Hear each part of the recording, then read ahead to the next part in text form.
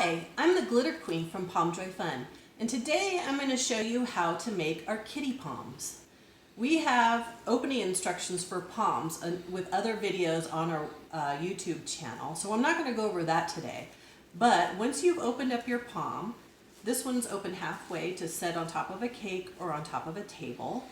You're going to set it down on the table and you're going to take the face of the kitty after you've glued all the nose together and the eyes together, and you're going to put tape circles on the back. So you take about 1 inch of tape and roll it up and make it into a circle, and then you put it on the back of the face that you've created.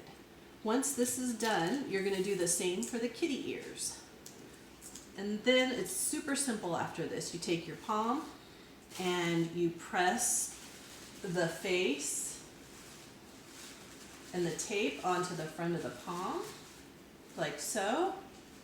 And then you take your ears and you do the same. You press one ear on and the other ear on. And you can move them around and style them how you want. And that's how you make a kitty pom.